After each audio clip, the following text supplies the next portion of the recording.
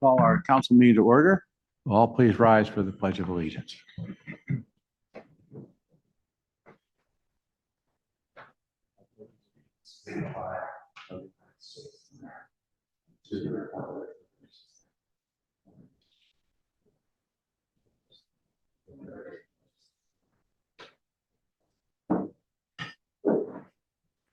Aspirational.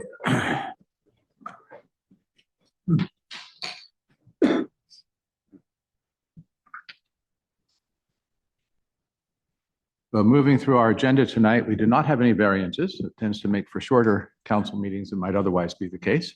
But there are a few additional items that I'd like to add with permission from my colleagues. After item C, and are you here for the cable discussion? I'm not sure. No. Oh, that's fine. Okay. We'll get to that in just a moment. After item C and before D, I'd like to insert some additional discussion items. One is on 6818 Connecticut, the potential for workforce housing project at that location. Then also there's a related issue, which Carla will discuss a bit, and Ron and Todd and Dave can back up, which has to do with subdivision standards, which we want to have some discussion on tonight. No decisions, but just to introduce some discussion.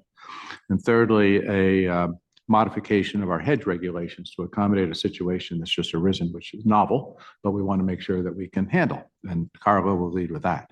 And then we'll move to the discussion of supporting the Montgomery Municipal Cable request.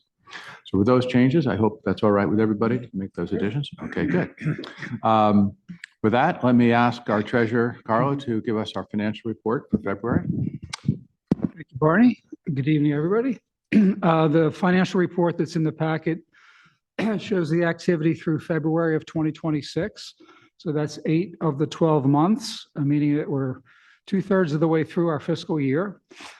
Through that period of time, we have received 75% of our revenue budgeted for the fiscal year. So the budget amount for the fiscal year is just about $5 million, and we've received $3.75 million so far.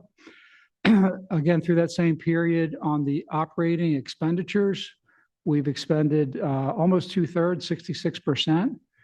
Our operating expenditure budget is about $4 million, so we've spent about 2.6. And then lastly, on the capital side of things, we've spent about 71% of our budgeted capital expenditures.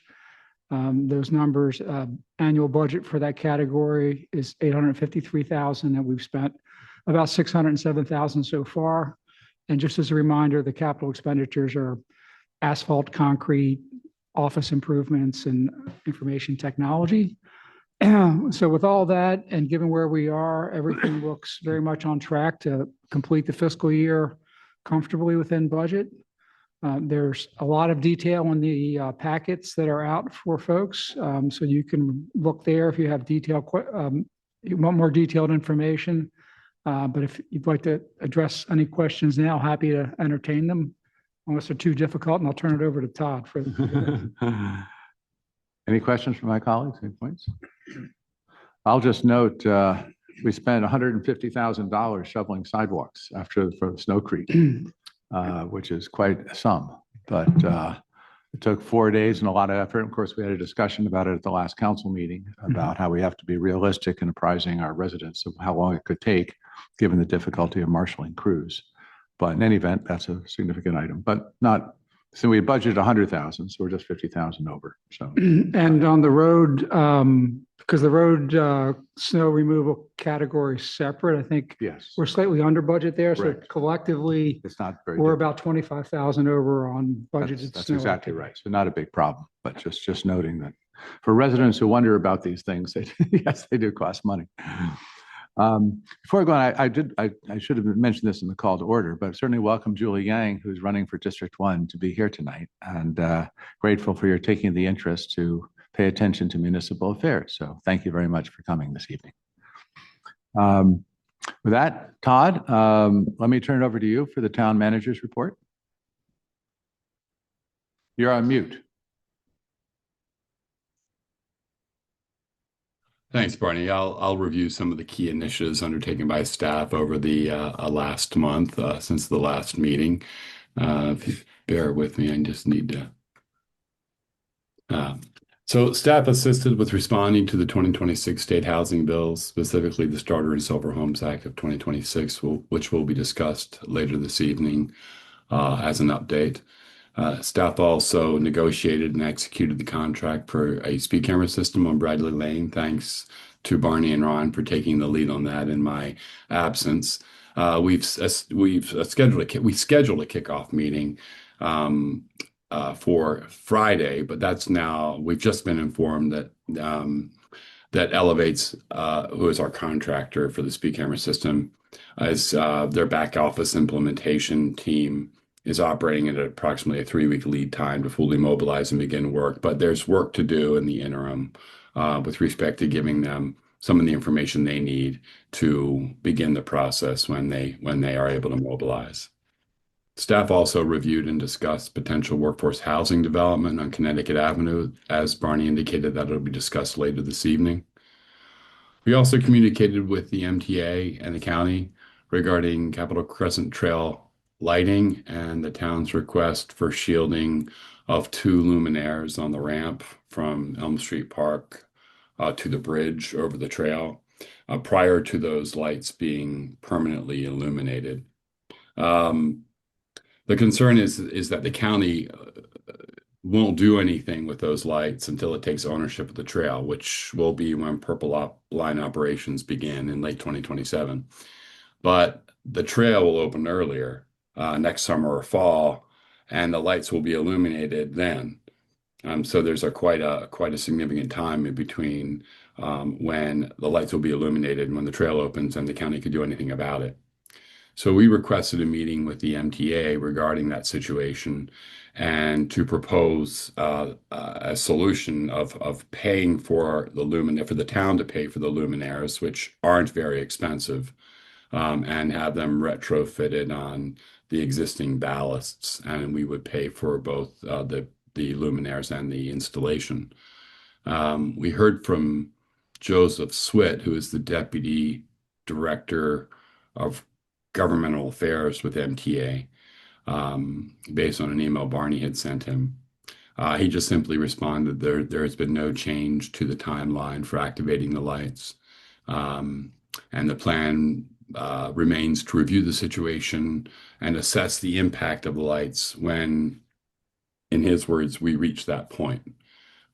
I sent a response to Joseph today, indicating that his note was unresponsive to our concerns and that we would like to discuss our specific proposal to purchase the lights and pay for installation prior to activation. And so I will keep you apprised of his response to that email. Staff also continued discussion of Scott, if I may interrupt for 1 second, just to make clear, the trail may be open this summer or fall. So we're looking at those lights running for a full year or more before the county takes next control. summer or fall. Yeah, this summer or fall. This summer and fall. Yeah, not next. This is could be 3 or 4 months from now. Right. Staff also continued discussions of WSSC plans for Zimmerman Park water main replacement and relocation project. We haven't been able to nail down from them a specific start date. They're still developing the scope of work, but they do expect work to begin in the summer. But we're Dave's going to follow up with them in the spring and try to nail down a specific start date, because we'll have to meet with them about some issues with tree protection and other issues related to the project. Staff communicated with the State Highway Administration and Chevy Chase Club about the retaining wall at Bradley Lane and Connecticut Avenue and what we perceive as impacted vehicular and pedestrian sight lines caused by the wall. Neither party seemed really keen on doing anything about the situation.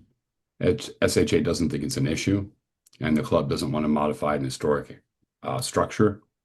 However, I reached out to Jonathan Dwyer, who's the Assistant District 3 Engineer for SHA, and asked if he would be amenable to meeting on site to review our concerns about the impact of the wall on sight lines. And he has agreed to do that, and we will do so once the weather gets warmer, which it is, at least temporarily, but sometime in the spring, we expect to meet him out there to review our concerns and to see what options and alternatives are available for remediation. Staff also communicated with the SHA regarding ownership of lights, specific street lights along corridors. This has been a longstanding issue we've had with Pepco and their interest in inventorying all their lights and ensuring they understand who owns them. The initial inventory we received had the town owning all the lights on Bradley, East, West, Connecticut, and clearly it happened to all municipalities. Well, clearly that's not the case, and it happened to all municipalities who that border state roads.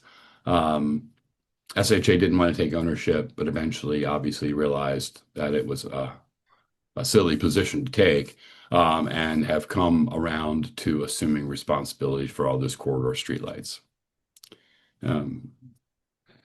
As Barney mentioned at the beginning of the meeting, staff discussed and reviewed town hedge regulations.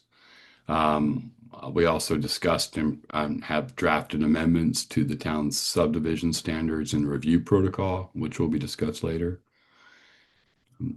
Staff also collected speed data on eastbound East-West Highway and provided the results to the Public Services Committee. The results showed an 85th percentile speed of 35 miles per hour. Not surprisingly, close to 85th percentile speeds on other state roads around the area. But perhaps a need for an additional speed camera, or perhaps a need for other alternatives or options we can explore with the SHA. But that is resting with the PSC now and their determination of what next steps might be. Yeah, Todd, can I just add to that a minute?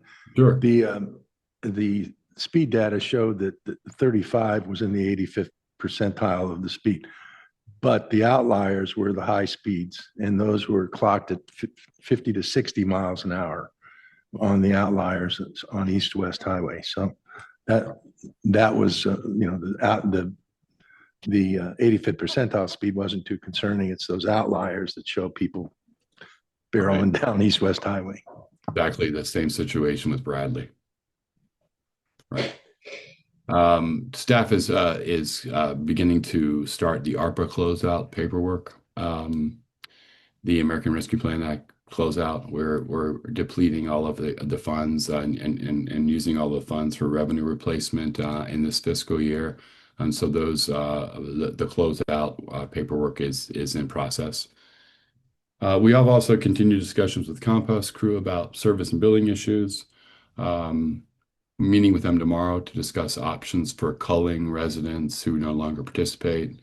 The contract is set up in such a way that we pay per participant, but many people aren't participating any longer based on the records we've reviewed and received and reviewed. And so there has to be a way to call out those residents who no longer participate. We actually did send a letter to 50 residents recently because we saw that there was low or no participation in all of 2025. Only 3 of those individuals wanted to remain in the program. And so that was a good start to ensuring we're not paying too much for the service for those who don't participate. But we'll see if there's anything else we can do when we speak to Compost crew tomorrow. Staff also is preparing to rebid the landscaping services and tree maintenance contract. Those both are coming up for rebid. We've continued the FY27 budget preparation process, and as council knows, we're meeting on March 25th at 5 p.m. to discuss the FY27 budget. Staff also continued election 2026 planning and provided project support to town committees. And that concludes the staff report. Thank you. Any comments or questions? One I'll add, it's very disappointing that people are dropping out of the composting program. And Tambra, is that something that the Climate and Environment Committee can take up and do some advertising for and try to re-incent the interest? Well, I think they're definitely focused on increasing participation, and I think that learning that 47 people have dropped out will be very discouraging. So maybe motivating. Or motivating to the committee. Right. Okay. Well, I So, should put a but I will qualifier. definitely Yeah, I should put a qualifier on that. A lot of some of these people have died. Some have moved out of town, and we are Right. getting incrementally some additional participants, but it's just given the fact that this program has been stood up for quite some time and we haven't called the lists, it's not really an issue of people dropping out. It's more of an issue of people moving out or passing away. Fair enough. okay. But Well, what's the overall ratio of participation in the town? How many people? How many households? About half, About half. which is Well, pretty high, frankly, I think in my estimation. It's about not quite half, but probably I around. know we have a dedicated climate and environment committee that will consider half to be way too low. yes. And will do everything they can to get it higher. That's right. That's right. Okay. All right. Thank you. Now ready for public comments. So anybody who wishes to make a comment may proceed to the microphone and we'll be glad to listen to what they have to say. Please.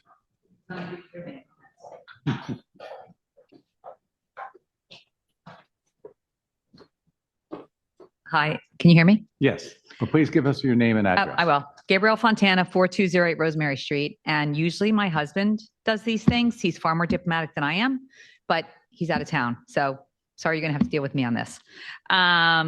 So February 6th, I guess a letter went out to the residents on or near 3400 and 400 block of Rosemary Street about an issue on Rosemary Street. Not really sure why it didn't go out to all the Rosemary Street residents. This is not the first time a committee has done something on Rosemary Street, and it has not gone out to all the Rosemary residents. So Todd was very good yesterday with a lot of emails back and forth. I was a little upset about this because I feel like if something's going on Rosemary Street, we should all get the letter. It's not that big of a street. But anyway, it happened. So I guess there's recommendations that were reviewed in February to a subset of Rosemary Street neighbors about changes around the school. And what I see on it is that the committee suggested that there's going to be no parking on one side adjacent to Chevy Chase Elementary School. That was a suggestion. I run after school clubs at Chevy Chase, and you know what? I actually like the clutter in the morning and the afternoon for that 15 minutes because it slows the traffic down. And I don't consider myself an aggressive driver. I'm happy to sit there and wait while people pass. A car needs to go because they need to drop off their kid at school. I don't have a problem with the clutter. If you take that away and you put a no parking sign there, then you're going to have cars zooming through the stop sign, not stopping, going right around the circle. And there's no deterrent from them doing that. And you're going to have the no parking signs there. I'm telling you right now, people are going to park there. You have the 3 to 5, no going down Hillendale one way. I dismissed my club program. People are not listening to the sign. They're going right down there. Even the parents that I tell, do not park on the other side of the street. It's not safe. They do it anyway. So I think it's a false sense of security that if you put no parkings on that one block, that people aren't going to park there. People are going to have their hazards on. Oh, I'm only going to be here for an hour. So it's still going to get cluttered. And then the other thing they recommended was no parking further down on Rosemary because to help trucks and buses get around, that area. Well, that's every street in the town. Like if there's a truck that needs to get by on any street, they're tight. So you have to move over, have some patience. The truck has to have some patience. The bus has to have some patience. I don't understand why this particular part of Rosemary is so special that they get, no parking to help the trucks or buses or whatever get around. In addition to the fact that this proposal has parking on the other side of Rosemary where the buses get routed to. So you're not going to clutter one side of Rosemary for the buses to get by, but then it's okay to clutter the other side of Rosemary where the buses have to go after they drop the kids off. It doesn't, you're taking one problem from one side of Rosemary and putting it on the other side of Rosemary. And then the other thing that kind of irked me is the school collaboration, that they increase additional monitoring during drop-off and pickup times. Have any of you guys been near the school during drop-off and pickup times? Do you know the amount of staff they have out there? They have a PE teacher right by the crosswalk. They have the Spanish teacher right by Hillendale. They have several people on the roundabout. Like, I mean, if I was a school, I'd be kind of insulted that, oh, increase staff monitoring drop off and pickup times, because I think they're doing a pretty good job. That's my opinion. I think Clay Mowry had another couple good points, because I just found out this yesterday, so I didn't have time to write anything up. That basically the residents who live on Rosemary and Sanford Streets park on the north and south sides of the streets. The proposal will add parking on both sides of the streets, creating a narrow corridor for neighbors, school buses to navigate, especially during school bus times or school times. And also, the sides where they're proposing it is where you can't park during the storms. And there was a lot of time this year we couldn't park. So you're basically saying no parking here, but oh, you can park over here where, oh, but if there's snow, you can't park there. So I feel like you're trying to solve one problem and creating another problem.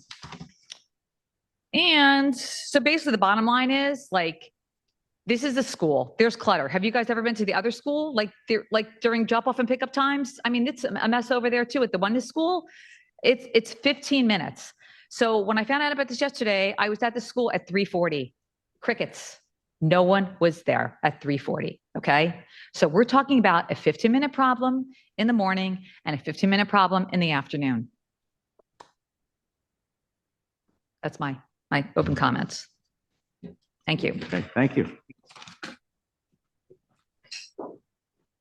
Do we have any other comments? I'm looking up on the screen. No, I don't see any. All right.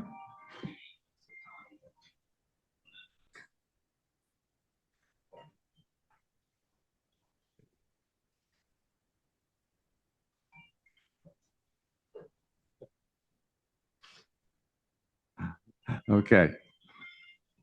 Now I guess the question is, do we have any special public comments on the proposals for the FY27 budget priorities? And I don't see anybody who's a resident on the screen nor in the audience except for Howard. But I don't think you're here to talk about budget priorities as far as I can tell. So I guess I will open and close that special discussion. With that, we'll move to council discussions and start with a discussion of the housing bills. As the council knows, the town has spent a lot of time on this matter. It was really important, we felt, to work with other down county municipalities. And I was able to work with the other 11 who had previously worked with us regarding the act last year that secured our controlled building regulations for 1 to 4 housing units. I led the effort in drafting what ultimately turned into 2 different letters. The first letter we sent to our representatives, the second letter we sent to the chairs of the committee, but copied generally throughout the town, the county council and a number of other parties. What we have now heard is that Senator Feldman, who is the chair of the Triple E committee in the Senate, which is considering the silver and starter and silver bill, has not called a task force. And as we've been told both by Ron and by a lobbyist who's working on behalf of Somerset, the Village, and Section 5, if a committee is serious about putting out a bill, they will always create a task force, which includes a certain number of members of the committee, but not a quorum, plus some other individuals who may have expertise, basically to pull together the amendments and to really think about how to get a bill that is in shape that can be considered by the full committee. The fact that Senator Feldman has not created this task force suggests that indeed he's not really planning to do very much on this bill. And meanwhile, the days are ticking by. Ron, remind me what the crossover date is. It's the 23rd? The 23rd. 23rd. This is the date in which everything passed by the House goes to the Senate and everything passed by the Senate goes to the House. It's not a hard date. You could still present legislation to the other chamber after that date, but it gets more and more difficult because the session has to end by the middle of April. So you're not giving much time for the other chamber to consider something if you're pushed past the crossover date. In any event, so at the moment, it seems that it will not go forward. But we have, there is a chance that some aspects of the bill could potentially be addressed and be added as riders to some of the other bills that are likely to be passed. One of them is the vesting bill that basically states that developers will be able to proceed with the development of a project if they've been fully permitted to do so, even if subsequently the rules or regulations affecting their property have changed. In other words, essentially they become grandfathered from the time they get their final permits. And I suspect that, Ron, correct me if you have a different view, but a form of that bill is likely to become, to be passed. Is that right? So Yeah, we the want Housing Certainty Act is. Yeah, right. is thought So to- we want to make sure that there isn't something added to that at the last minute that would be a problem for us.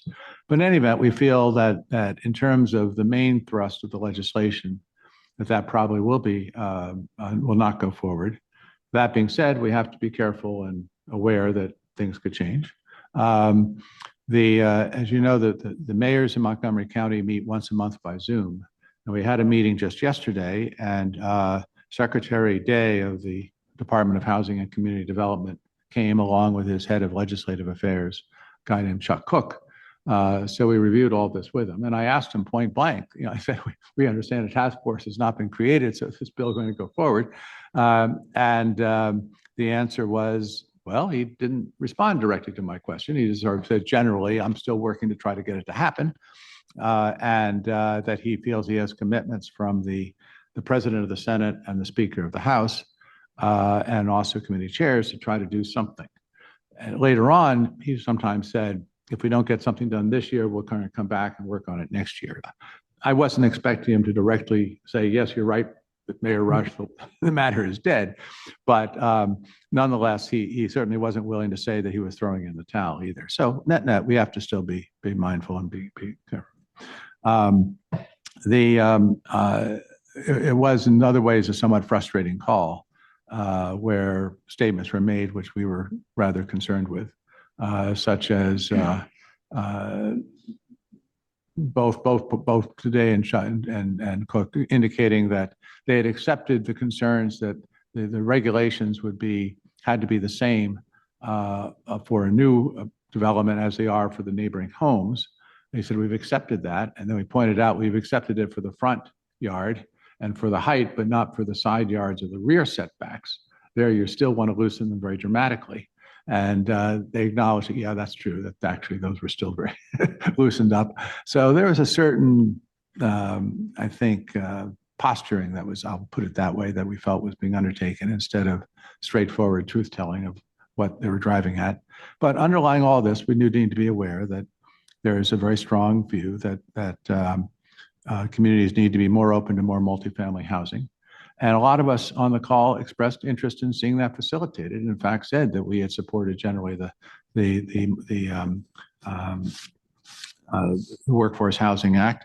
And there are other ways to think about this as well. But the concern was that focus on a one-size-fits-all of 3 or more townhomes on a lot, and the taking over authority on the building regulations were the things that really disturbed us. So anyway, net, still for us to be focused on, but it's looking more promising that probably this bill will not go forward. Anything that, Ron, you want to add to what I've said? No, other than the lobbyist that you mentioned before did check in with counsel for Senator Feldman's committee today and reported that there's no change from their end. Right. Okay, good. With that, let us turn to item B, which is Rosemary Street traffic and parking recommendations. And Howard, would you be willing to help us guide us through the recommendations that came from the Public Services Committee? Absolutely. All right. Put up my notes here. Good evening, Town Council. Great to see you. My name is Howard Burkhoff. I'm chair of the Public Service Committee. And tonight I'm going to brief you on recommendations for improvement on Rosemary Street, specifically between the circle, the Rosemary Circle, and Connecticut Avenue. We were brought a number of complaints from residents who live on Rosemary Street starting last year, and about the immense congestion that happens especially during pickup and drop off times. That was one issue. And actually, I want to parse this. And there was actually multiple issues that we were asked to look at. One of them was the massive traffic and parking conflagration that happens during pickup and drop off. And I will just add, as a parent of a child who recently went there for 3 years, I can absolutely validate the gridlock that happens each and every day. And it's real. It's real. And it's something that the town has undertaken over the history. 17 years ago, a massive study, improvements were made. And it was time to look at it again and see what opportunities there were.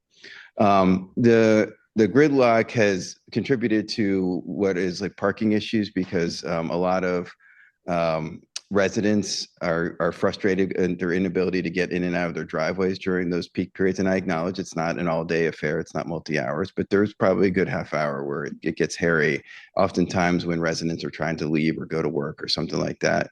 And so a lot of them will actually park their cars on the streets instead of in their driveways, for ease of getting out or fear of being blocked in, or along those lines.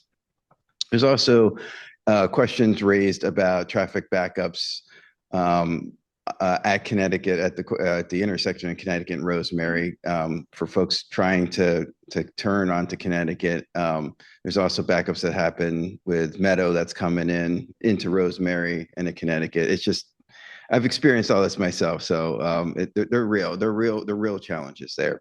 So we also looked at opportunities to improve that area, and we ultimately decided not to make any recommendations this time around to eliminate parking spots that are close to that intersection, but something we would look at later based on how our current recommendations play out. There's a lot of complaints, as you heard from the resident, about folks driving in the no entry restriction in the afternoon. I think it's 4 to 7 or 4 to 7, going east on Rosemary. And we actually had we did a number of studies before we came to recommendation. One of them was we actually asked the police officer to enforce that area, and it was unenforceable. The police officer was literally pulling people over nonstop, right? And cars kept in. Once they pulled over, more cars would go. So that was interesting feedback. Sorry, this is from the 4 to 7 that we do not permit people to drive out. We're just disobeying that all the time. Right. Blatant. The volume of traffic that was disobeying the entry restriction was as if the sign wasn't there. I mean, I think, so that was interesting feedback. We did do both speed and volume studies last year and shared that data with the PSC. We held a public engagement session in October of 2025 with the residents on Rosemary, and really solicited ideas, listened to their pain and listened to their ideas. And we worked on that. We got some great ideas, some feedback. We worked on some recommendations over the next couple of months. And then we actually engaged the school, actually Rich and Barney and Dave actually engaged the school and with the recommendations from the PSC, which I'm going to introduce tonight. And the school was very receptive. They acknowledged the problem. I acknowledged that there continues to be a problem. And they indicated that they hired their own traffic engineering company to do a study and come up with recommendations, and that they were aligned with our recommendations. So there appears to be strong alignment between the school and what I'm going to propose to you tonight. So then in February, last month, we held another public engagement session where we sent out a letter to the residents of Rosemary with our recommendations, invited them to come and provide feedback, concerns on our recommendations. And by and large, there was full support for the recommendations I'm going to deliver to you tonight. There was, we received one written email communication that was opposed to the elimination of parking further east on Rosemary for the lay-by area that I'll talk about. That person did not show up at the public engagement session, so that concern was not, the committee evaluated the concern, but decided to make these recommendations regardless. And then we received written feedback from the from the resident that briefed you just a few minutes ago. So and consistent with what you heard.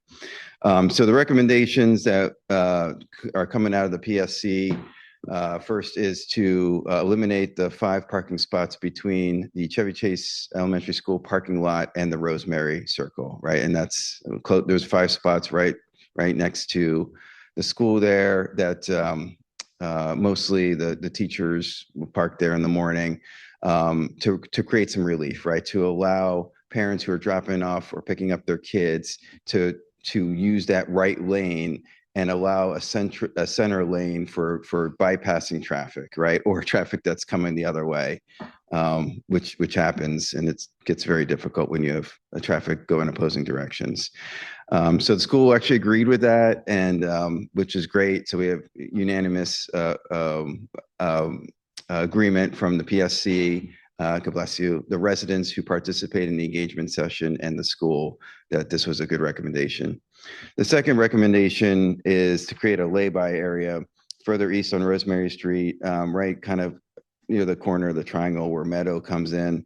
There, because of the geometry with the corner and some parking, actually really the driveways, we can create a lay-by area, eliminating about roughly 2 parking spaces, but that would allow trucks and buses to get past each other, because there has been instances where we've had stalemates or even incidents where there's been damage. I know there was a school bus incident not long ago that created a lot of havoc there and just kind of shut down the street. So that will help significantly. That lay-by area help traffic get past each other. And frankly, we see every now and again where there's an issue on Bradley or wherever, whether it's an accident or WSSC is doing repairs, where they shut down Bradley and all that traffic gets diverted into the neighborhood coming down Rosemary. So that's another example where we fully support the elimination of these parking spaces to allow traffic to get through.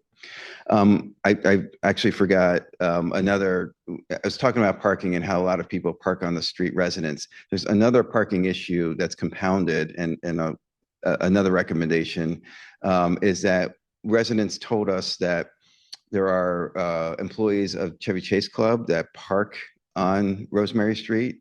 I guess they don't have park. I don't know what the circumstance is, but there are employees that park on Rosemary Street, leave their car all day, and walk off and go work. And that adds to parking congestion during the day. Based on that recommendation, we talked about in the committee, we suggested that the residents, get together and think about a petition for parking, making that section of Rosemary parking permitted. They were relatively warm to that. We gave them the action to organize, get, the 60% and submit a petition, but we thought it made sense from a PSC perspective. We think that makes sense. I do want to acknowledge that there are times where the school has special events, right? Whether it's a concert or some kind of, special events where everything gets parked up all around the school. We would then ask the police, don't enforce for those times, right? We don't want to create a situation where we're ticketing parents coming to a concert or graduation or something like that. So we'd be cautious about it. And that's only a handful of times a year that situation would exist. But that would help mitigate the concerns about non-residents parking on that street. So those are the recommendations. As the school was again amenable to those recommendations, they said they would increase staff support to help move traffic along. I think that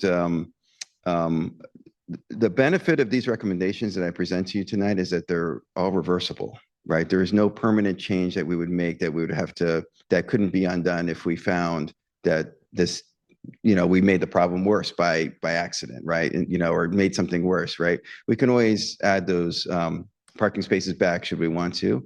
We evaluate and see how it goes. We also agreed that we would put markings along Rosemary Circle for parking, right? There is parking that exists on the circle. It's allowed and on the triangle, right? So parking is allowed on the triangle. We're not adding any new spots, but what we're proposing to do is actually put markings to improve efficiency of folks who are parking there. So you can get 4 cars or 3 cars instead of 2 because people don't park effectively.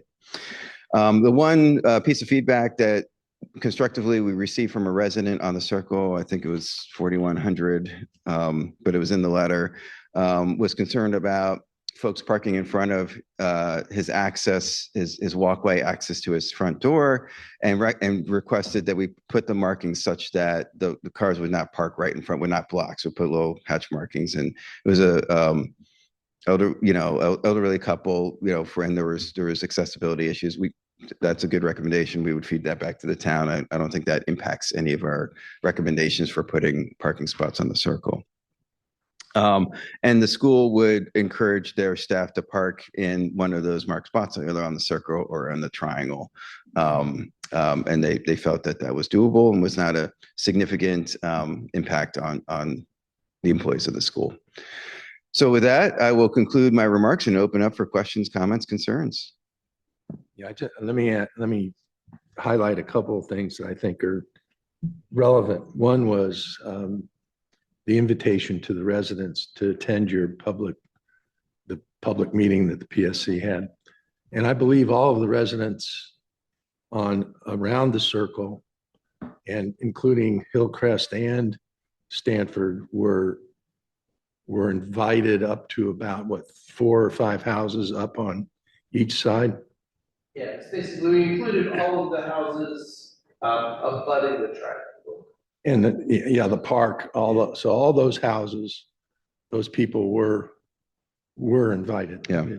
We didn't, people beyond that weren't invited. Right. Those people were. Right. You talked about the speed and traffic study that you all looked at. And would you comment on what the results of that speed and study was? It did not show that there was any egregious speed violations. If everything was within, I would say, a nominal acceptable. So we didn't recommend. I can't remember. Are there speed bumps there? Yeah, there are. Yeah. The 85th percentile was Yeah. around 20 miles an Right. hour. Yeah. Right. We did a second study, Yeah. speeds were about 1 mile an hour faster in the summer, probably as a result of less congestion resulting from Right. School year, not school year. Yeah. Yeah. Right. Yeah. Yeah. So. Yep. Yeah. And the idea of the the additional lay-by towards Connecticut Avenue is around a hydrant. And that area also was at one time, because of street work, I believe, we eliminated parking there, and it did. Temporarily. The resident said it did Yeah. help some of the congestion there. That's So right. we have some demonstration that actually helped to improve the situation. Yeah. Okay. Yes. Yeah, I just Absolutely. wanted for the council to hear all those things. Dan, can I say one thing before we Sure. proceed? Just as a matter of process for this. First of all, Howard, thank you and your committee very much, and Rich, for your being a liaison to the committee, because you've done a lot of really careful work on this, and really appreciate the time and effort and the thoughtfulness that's gone into it. We're having a discussion tonight. Yep. What this would lead to, if we wish to go forward, is to having an ordinance, a specific proposal made that would be introduced at our next council meeting, which would be so there'd be further discussion effectively and be introduced. And then that would in turn kick off the clock for a public hearing that would take place in May, and a vote, and presumably then a vote in May. So this is really the first of what will be 3 council meeting discussions and reviews of this matter. So I just want to make sure that was clear to everybody. That we're not looking for final results tonight. The real issue tonight is, do we wish to go forward and have a ordinance suggested for the next council meeting? So with that, please, Tamara, go ahead. I just wondered about our earlier neighbor's point about the restrictions during the snow emergencies. I was wondering about that. Is that on which side of the street would that be on? The opposite side? Even? It's I don't know. I'm gonna phone a friend here. Yeah, I mean, all streets have North side is the snow clearing side, I think. Yeah, so, north side. Either Rosemary or Stanford, one of the areas next to the triangular Okay. park is posted no car Okay, entrance. I see. Okay. That's the same on all streets. Right. now, Yes. parking on 2 sides. Yeah. So So it's the So it's same. not really an impactful input into the decision to Okay. And Right. maintain the existing parking spaces that really. Yeah. Right. And for purposes of discussion, Tamara, if there's a snow emergency, they're not going to be school. Yeah. Yeah. So it's a moot, it's all, it's a moot Yeah. point. They Right. were closed. They were closed Well, five yes, five thanks for days. that, Yeah. that clarification. I failed to kind of give you that, examples of other recommendations that were considered. There was considerations about doing just straight one side, no parking, and parking on the other side. There was consideration to eliminating, well, having it a one way, right? Because or having certain times one way on. There was a lot of considerations. We talked about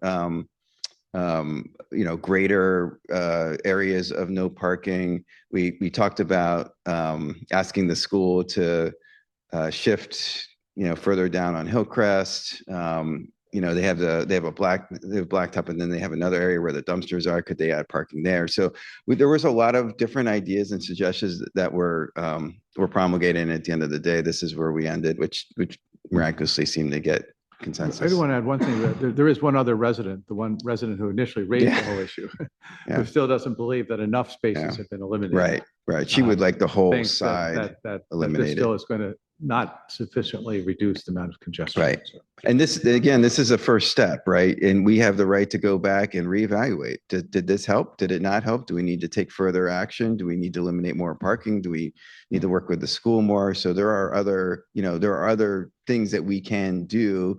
There's always going to be impacts of that, right? And I want to comment on that impact issue. And this is my own personal opinion. You've heard it before. I'm very much against solving a problem in one part of the town that transfers that problem to another part of the town. And I think the committee took a great deal of effort to make sure that the recommendations weren't going to cause a significant amount of impact to the surrounding areas because of their recommendations. These are really, we're talking a total of 7 parking spots that are going to be eliminated eliminated. Yeah. And it was very apparent when you look at the alignment of the street, it will allow traffic to be able to move through there, and especially emergency vehicles if they need to during the school rush hour times. So I just wanted to add those comments. Thank you, Rich. Absolutely.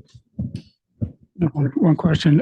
Great work, and appreciate your presentation of it, and really glad that you clarified parking is already permitted in the areas. You've identified areas where parking striping can be added to make it clear and to perhaps be more efficient, but parking in those areas is already permitted.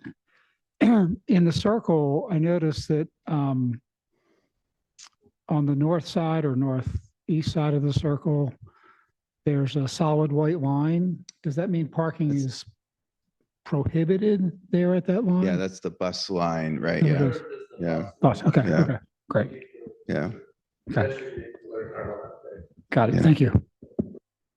And we used markings, not me, but there were markings placed on Hillcrest where there is teacher parking there, and that's helped a lot improve efficiency of spaces. Yeah.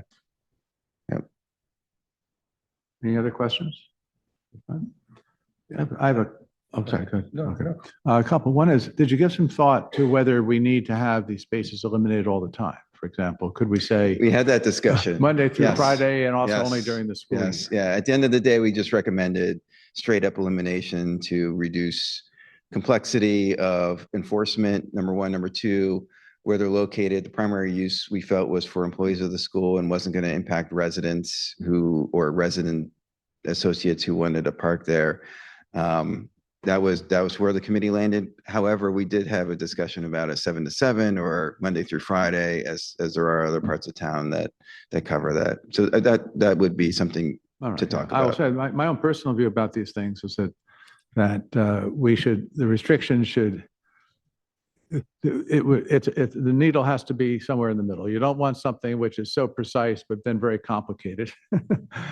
But then on the other hand, you don't want to make it so simple, but you end up sweeping in a lot of restrictions that aren't really necessary. Right. So where I personally come out is saying Monday to Friday during the school year, and we'd have to define that. But I don't see any reason why we should not allow parking on weekends. And nor during the summer for that matter. And I don't think it's too complicated for people to figure that out. I agree it might be difficult to specify specific, no parking between 10 and, between 7 and 9 in the morning or between 2 and 4. That's probably not going to work. But I think Yep. we could consider some moderation. Yeah, PSC would not push back on that. We wouldn't feel strongly one way or another. That's just where we No, I landed. understand. Okay. The other thought that I had was bearing in mind a couple of parties who live west of Rosemary Circle and are concerned. It seemed like their major concern was striping, not so much the parking per se. And I guess I don't really care very much about the striping. I don't know. We don't have striping anywhere else in town. Howard's personal opinion is I think there's a misunderstanding because nobody really parks there like ever. So I think there's a misunderstanding that maybe they believe there is no parking Well, there. no, I think we all read the same emails. I think the party understood that parking was allowed, but didn't want it advertised. Okay. Not that I'm just saying, I think I can appreciate striping in the circle for two reasons. One, you've mentioned a resident that wants to make sure their front yard and they're elderly. We should care about that. The other is that because it curves, trying to encourage people parking to really get close to the curb is a useful thing for safety. So I'm comfortable with the striping in the circle, but I am at least asking the question whether it's necessary to do it otherwise, where we don't do it anywhere else in town. I would defer the question to the conversation with the school because I think that was important that they would have access to other parking spots. So I don't know if that was something the school. Well, we didn't talk about striping as I recall, did we? I think they were sensitive to the idea that we didn't want to eliminate a significant number of parking spaces. And they felt that and we brought the striping up, I think. Okay. and it was for efficiency purposes. So they were for that because they wanted their teachers to know, you can park in these spaces, but don't take up 3 or 4, don't park in the middle of the block there and take up 2 or 3 spaces. So they were trying to, be concerned about our concern. Yeah. So yeah. that was. Well, anyway, we can discuss this next session, but I just want to ask people to think about whether the striping has to go everywhere. And again, trying to find some harmonious accommodation here, which doesn't stretch us. I don't want to leave it alone yet. Okay, don't. But the premise was, it's like you said, he was concerned that the striping would essentially, more people would want to park there. All right. And so it creates a significant traffic problem. The data that we have showed there's not a problem there as it exists for traffic anyhow. Right. So we're not talking about increasing the number of people that come through that area by putting striping there. So, that's just another point. Yeah. I don't share the same concerns that the resident has. And one of the things I did like about the proposal, first of all, I think it does address the exactly on point issue of the drop off pickup area and has to be cleaned up or made easier, I should say. The other zone, I think, as I understand it, was that was simply optimizing space, some of which there was no parking already. And so you basically got a complete lay-by length you needed for only sacrificing 2 more spots. So that sounds pretty clever, actually, in a very good sense. Okay, appreciate it. All right. So are we prepared to advance this proposal for discussion? And Todd, do we need a motion? Yes, that would be helpful just to instruct us in the drafting. We move the PSC recommendation forward for I'll second. Okay. All in favor? All right. Okay. But bear in mind, we may be, some of us may be suggesting amendments at the next session. I certainly will in respect to the not having it have it be Monday and Friday, if not over the summertime. But we don't have to have a vote on that tonight. We can take that if we actually see the wording.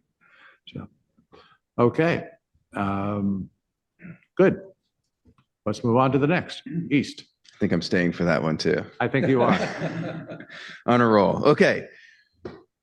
All right. Let's see if I can get my facts aligned with the emails that have been going back and forth for the last couple of months. Okay. So the proposal to install speed bumps on East Avenue was run by the PSC in December.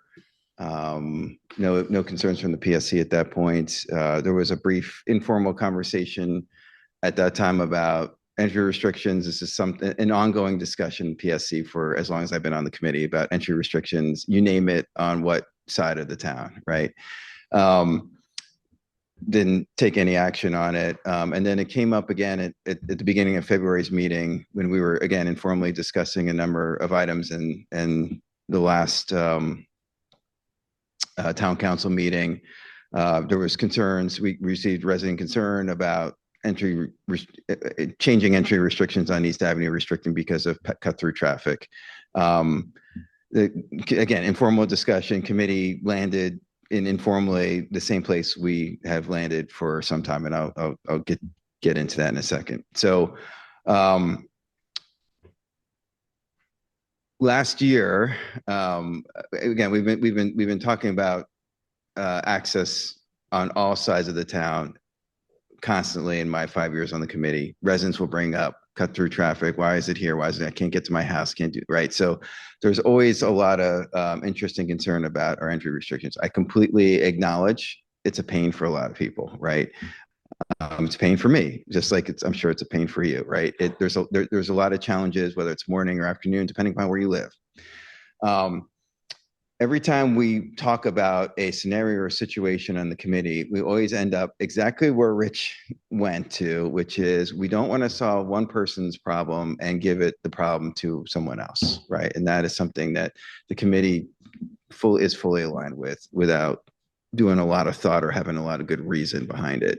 Last year, when we talked about when we took on the Stanford street discussion, the safety discussion at the peak of the hill, which we installed the speed bumps and eliminated parking, which seems to be going okay. We also talked about same topic, cut through traffic, because people will turn on East in the afternoon and then cut down on Stanford. And so there was a proposal or a thought, an idea of changing entry restriction on Maple to drive cut through traffic from East and Stanford, Maple, turning on Maple and bypassing Stanford, reducing the safety concern on Stanford, if you're following my logic. So that was one idea for mitigating risk on Stanford, was to open up the restriction on Maple and allow traffic to turn there. So we put that in a letter inviting residents and public engagement session to come out, and you should have seen the backlash we got. Oh my God. It's as if we told people that we were going to eliminate their parking and driveways and everything. I mean, it was a violent reaction. So we walked away. We didn't pursue it, right? We heard it loud and clear. Again, reinforcing reinforcing the public service committee's belief that, when you open up Pandora's box or start talking about one street, you're going to invite a backlash from a lot of other people because they're going to perceive they passed the problem along. And the same discussion happened on Rosemary, right? When we were talking about Rosemary, we talked about, residents complained about, why are people allowed to turn on Rosemary? And what about opening up on Thornapple and, wherever else, right down the street, right? It's a constant conversation.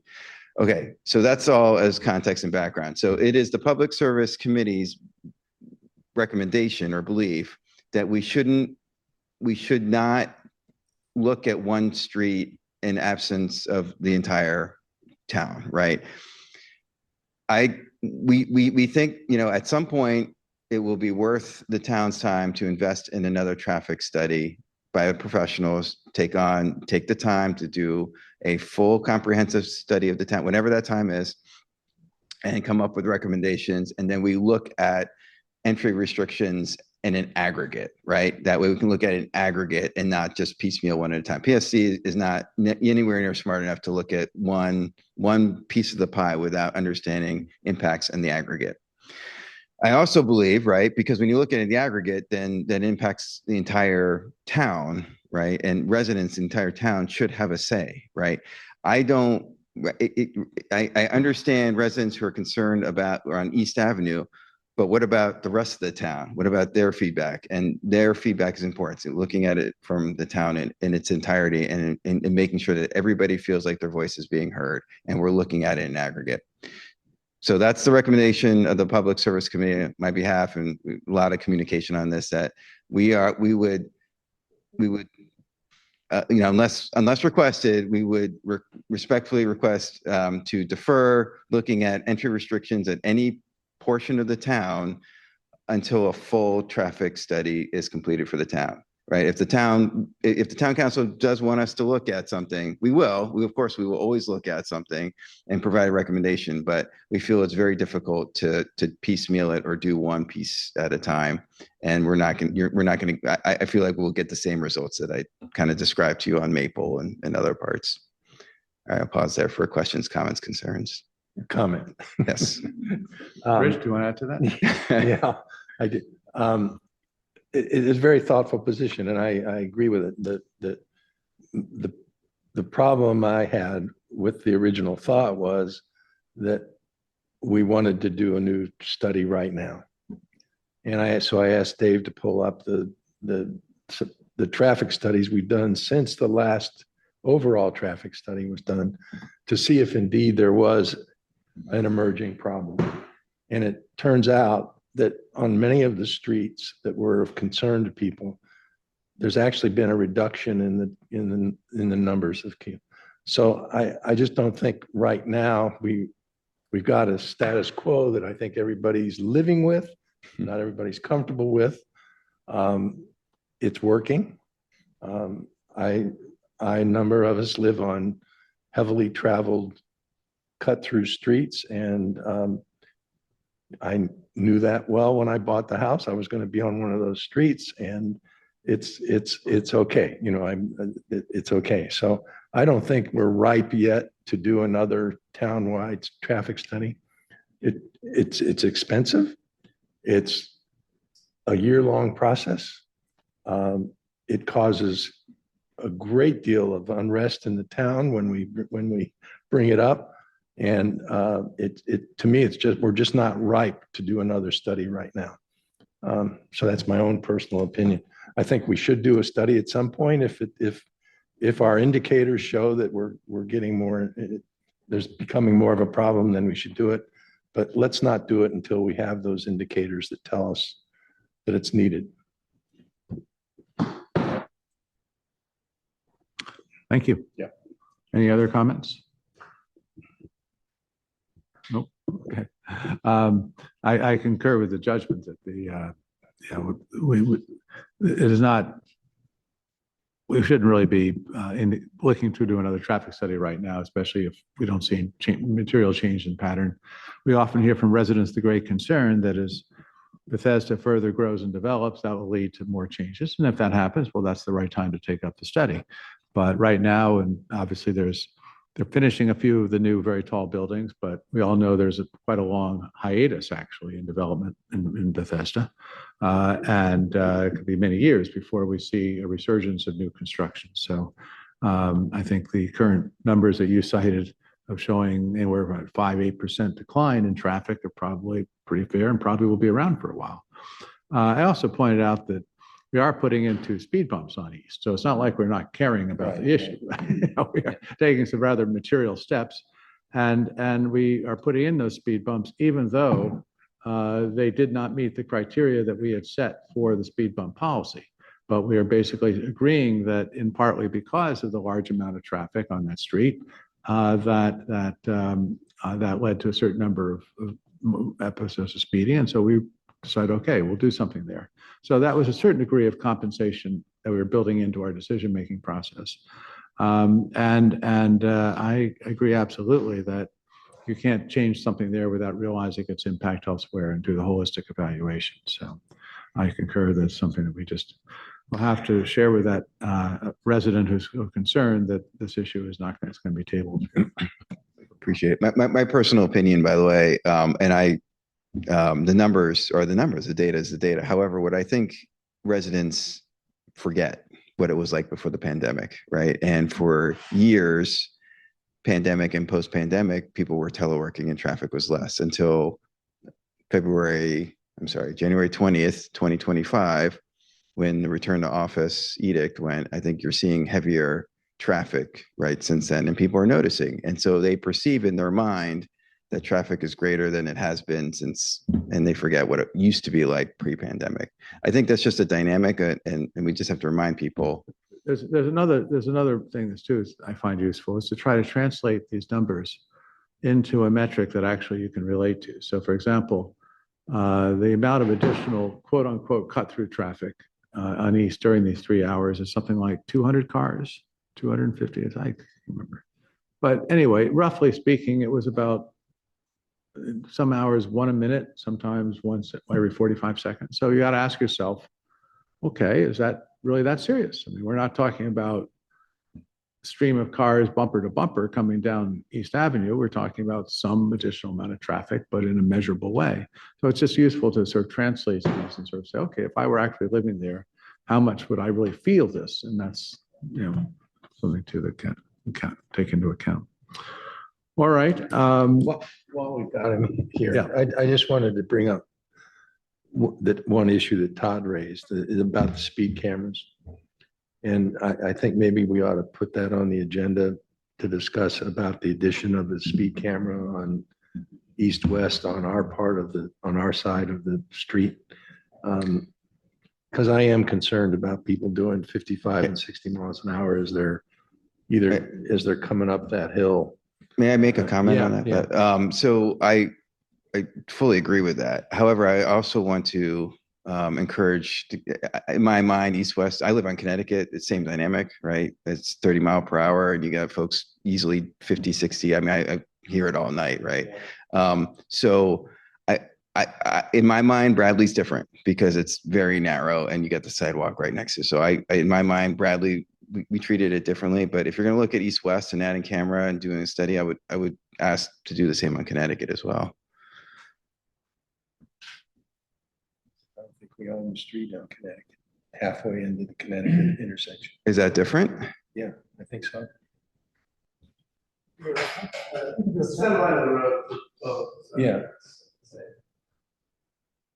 We don't know. Town right away does not go into the center of Connecticut Avenue, I don't believe. State right of way. Yeah, I think it's the state right away. I don't think we have. Town's corporate boundaries is the center line of the road. It's still SHA. Yeah. So, Rich, we have our PSC meeting next week. I will add it to the agenda for discussion on east-west, and I'll make the same comment that I just made.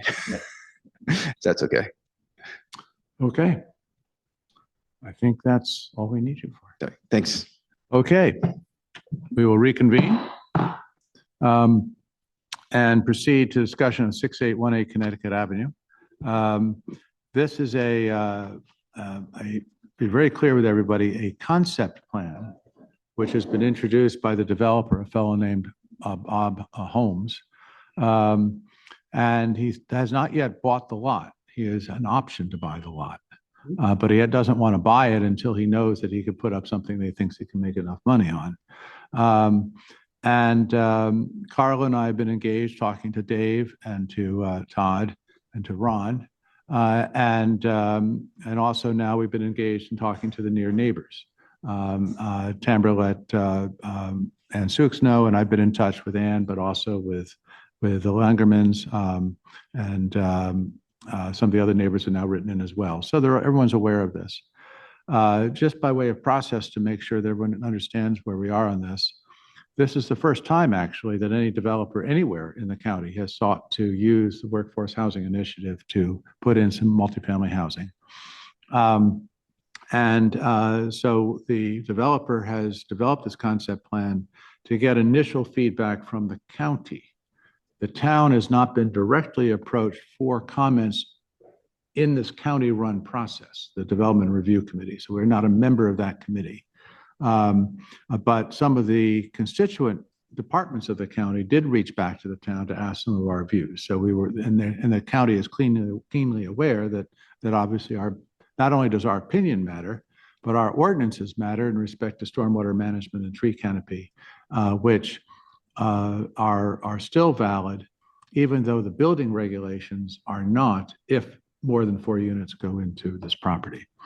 So the process is this concept plan, the developer will then decide, does he think there's enough traction for it that he wants to proceed? If he does, then he has to submit a preliminary plan, capital P, to the planning department. They will review it, and it begins to go through the optional method of development, which means that there is a full flow review of the project with the planning department collecting comments. And that during that time, there will be a formal request back to the town to get our comments. And ultimately goes to the planning board for their review and presumed approval. So the planning board has the final say on the plan. We don't know what the timeline of that can be. If the concept plan is one that the developer feels has legs and he wants to go ahead and submit a preliminary plan, I would guess that's still a few months in any event, Ron, right, for him to put that together. It takes some time. Yeah, I would think so. Yeah. And then it'll take another few months for the planning department to consider the plans. So there'll be a lot of time for the town to be engaged down the road. But in the meantime, many of us have taken a quick look at the concept plans. And also we've heard from some of the near residents. And I'd say that there are several issues that have been immediately raised. One right off the bat, which is that the developer wants to reorient the property so that he can claim that what we would consider to be the rear yard opposite to Connecticut Avenue is actually only a side yard. So that instead of 20-foot setback, which the county would require, he only has to have an 8-foot setback. Secondly, the topography slopes down toward the homes that are on Woodside. So there's a great deal of concern about stormwater management. And I'd say there are other issues as well that residents have raised about the number of cars and light that would be on this large driveway.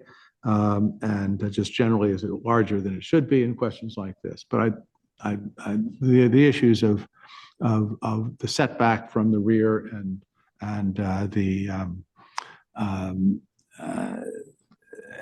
just the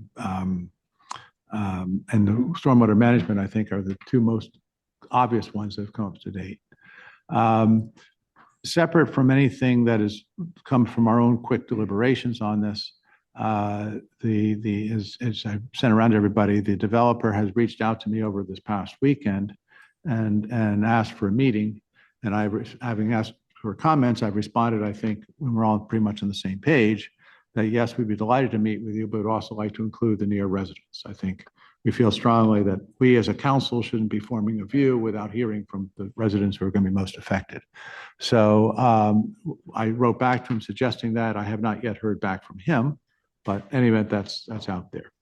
So meanwhile, there was a development review committee that took place this past week.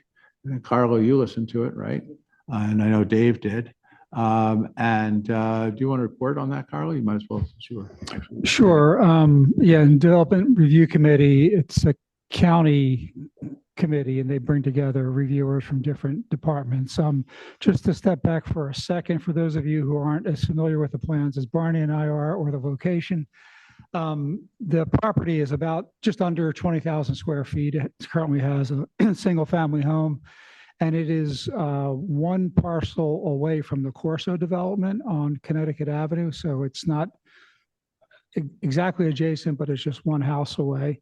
And as Barney described, the applicant has shown a site plan that has 6 townhomes essentially rotated 90 degrees from from Connecticut Avenue, with what looks like a shared driveway, although he's described it as a commonly shared lot. And that's one of the questions immediately that the reviewers brought up, that currently only 4 homes can share a driveway without it becoming a public or a private road. So there's a question as to whether more than 4 homes can share a driveway. There's another question about the setback from Connecticut Avenue itself.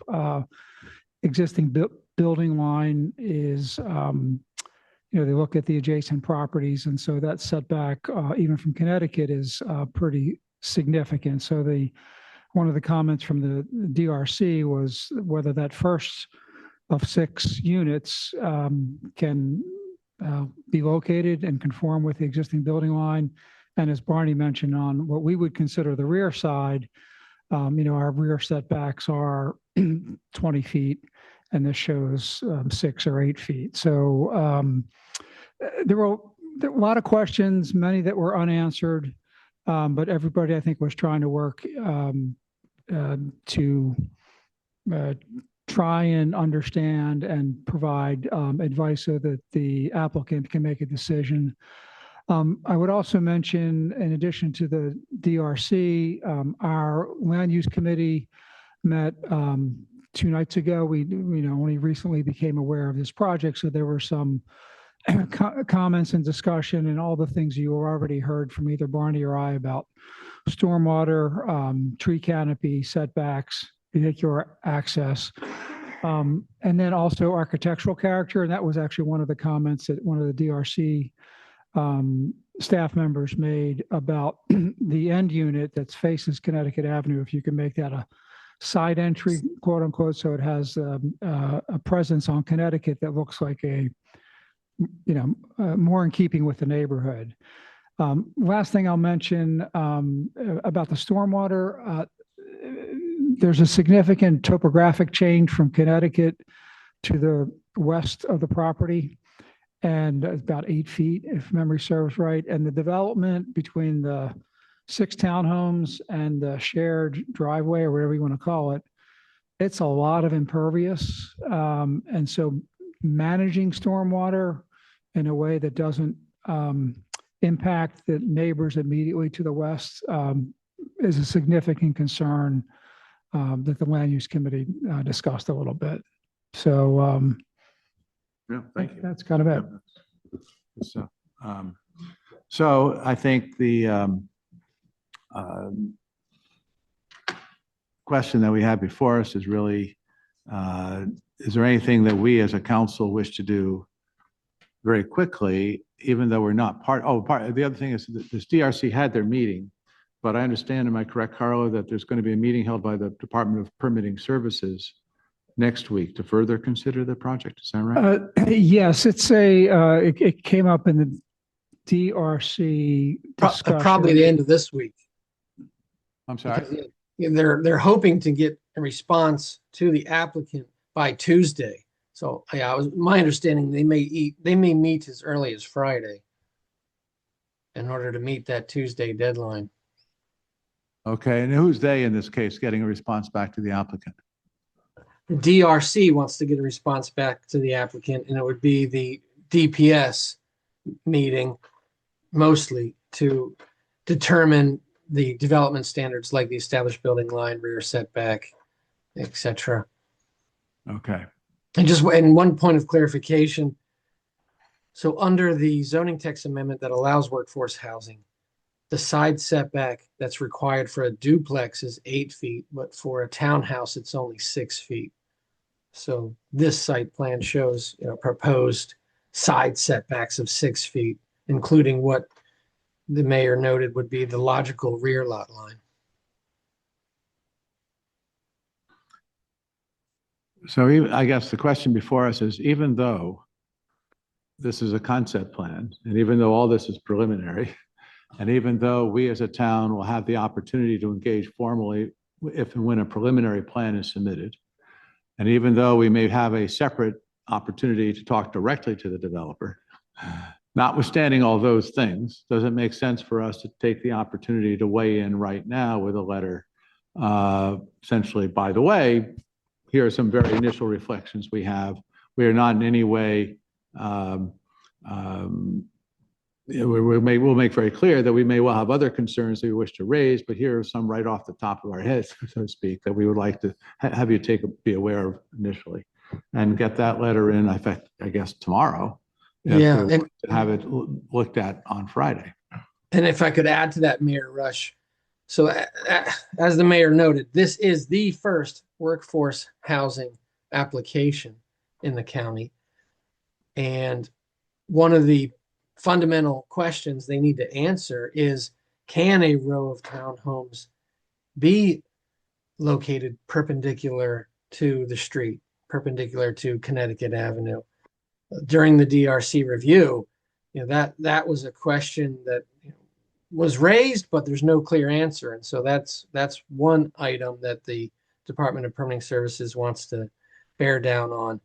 And I've been researching that issue, and because this is the first time it's been raised, it might be worthwhile for the town to submit comments on that issue to help frame the interpretation going forward, because we might see more projects like this. And even if we don't necessarily have a issue with the perpendicular arrangement, it does have a bearing on what the other setbacks are that result from that, including what the applicant's proposing to do here, which is make what we would say the rear lot line be a side lot line, and have a required setback of only 6 feet.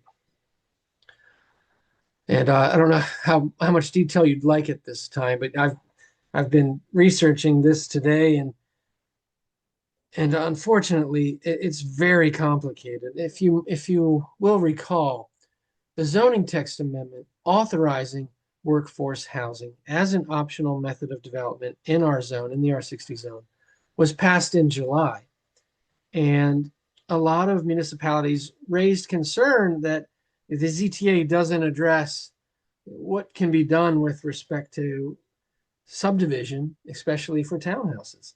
And the county council, basically explained, well, that'll be determined later when the SRA is written, and the SRA amends the subdivision rules.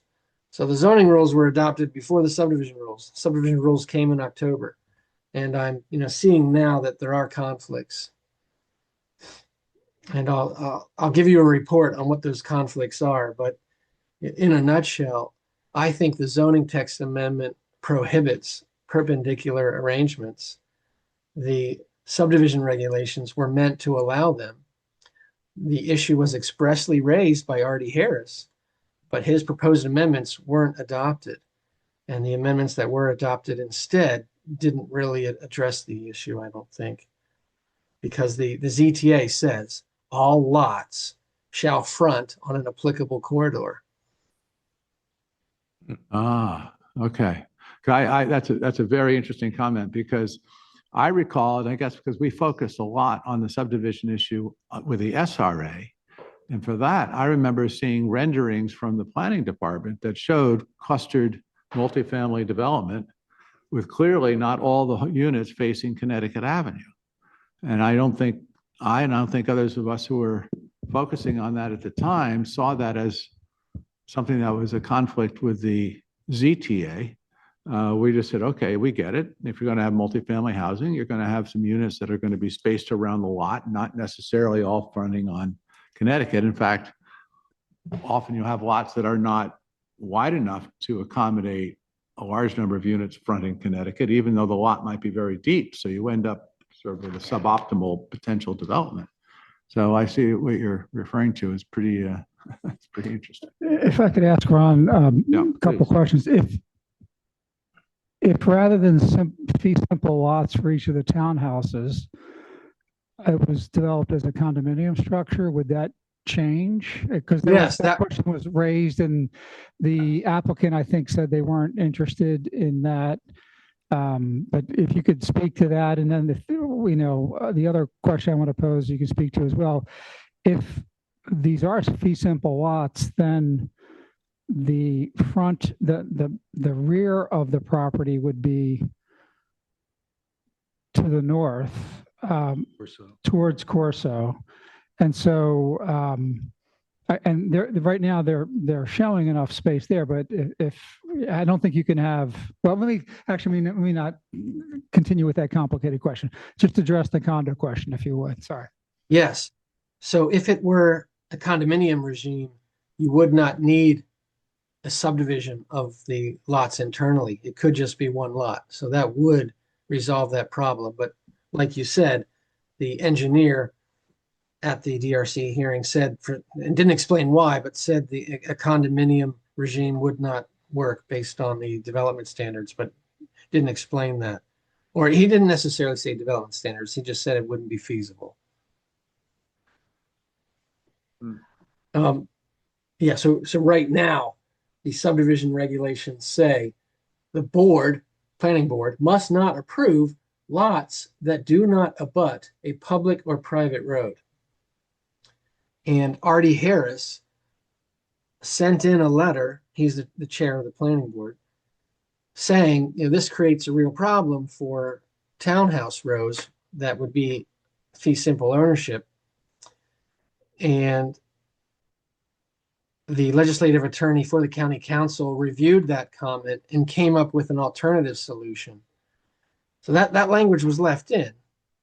And the alternative solution that was put into the SRA is a statement that says the board may not approve shared access lots that are behind a detached house, but didn't otherwise authorize shared access lots to be approved, and didn't set forth what the standards would be for that approval. And the zoning text amendment passed months earlier wasn't revisited to address the same issue. So, I don't think the attempt to address planning board's comments was effective in the drafting, which creates a real problem for us now. But, again, the ZTA was not amended, and the ZTA says all lots in an applicant's parcel or tract must abut an applicable corridor. Can I ask you another question? So when I looked at his current plan, it was as he reoriented the houses, it made the front and side setbacks kind of skewed for us when we look at it. But if the side setbacks are now the setback from Connecticut Avenue and the setback from what would normally be the back of the lot, I couldn't tell from his sketch whether the other setbacks toward the lot towards Corso and then the area that he's proposing to put in the driveway conforms to our setbacks. They would. I think the setback to the north, which we would consider, or could be, they would like us to consider as the back of the lot, right? Because the entrance is from the south where the garage is. So that's at least 20 feet and maybe more. Okay. In part because they have electric and gas easements. And then on the south, where the shared access is, there's plenty of room, right? And then they have a WSSC easement of 30 feet in width, which I'm head scratcher there. One final small point, but maybe relevant here.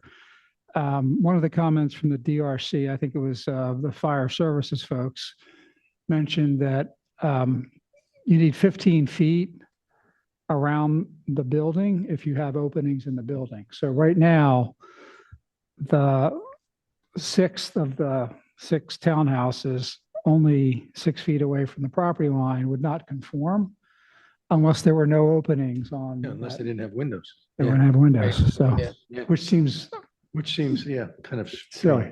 Anyway. So I guess my other comment about us responding is, we took a lot of time and thought when we commented on the workforce housing initiative. And I think we need to make it clear that we're not opposed to having increased density on these lots. And it's very important for us to maintain that. It is not It's not our intention to try to keep workforce housing out of the neighborhood.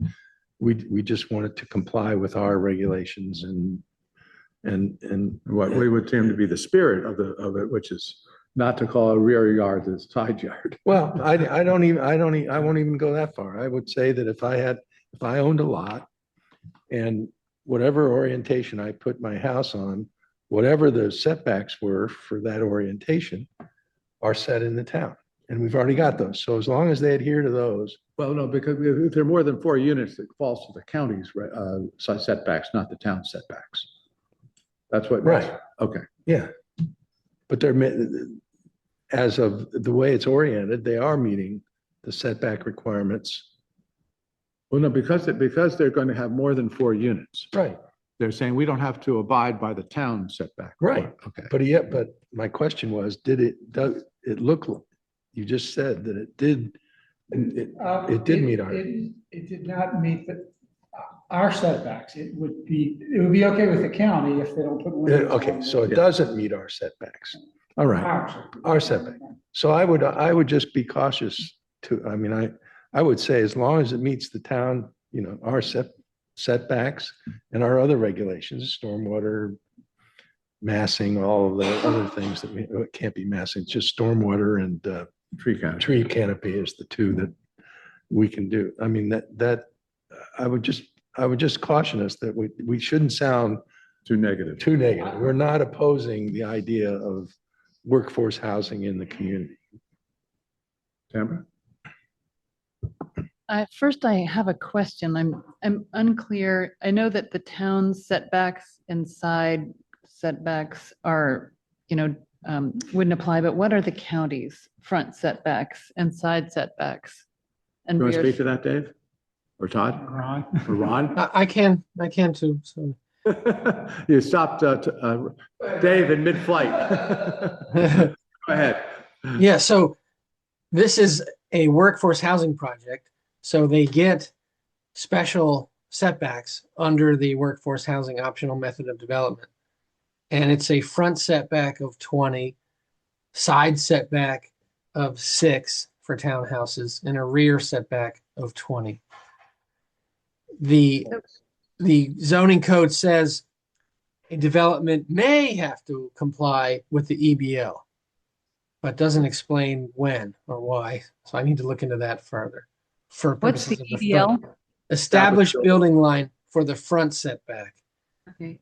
So yeah, for the EBL, you generally look up and down the street and measure the actual setbacks of the buildings within 300 feet in each direction, come up with an average.